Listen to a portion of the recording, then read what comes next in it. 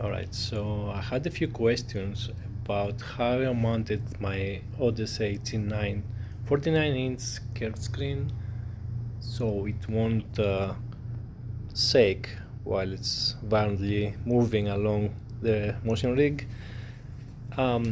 First of all, I just used the same VESA mount whatever that comes with the track racer. That's for the track racer 160S rig, and the VESA adapter that came with the screen. That's the round part on the back that holds the screen.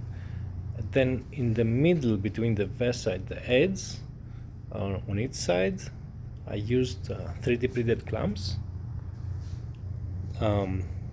This is clamping the screen from going up and down and back and forth, so it's really secured in place, and it's hugging it all the way around to the front, as you can see.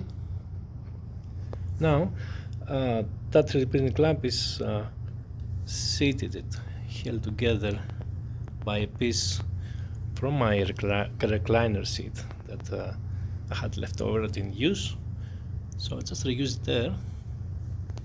And you can see it clamped on the profiles from the TR160S, and then allows the screen to be floating above without any further obstructions,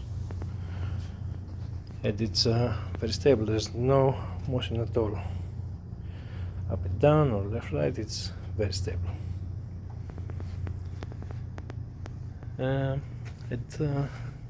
You can see it here, clearance.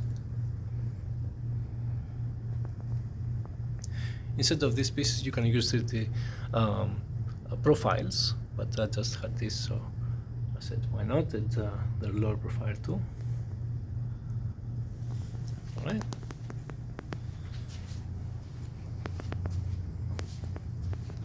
This is how it looks from the front. You can see the little red printed clamps in front. Alright. Nice and easy.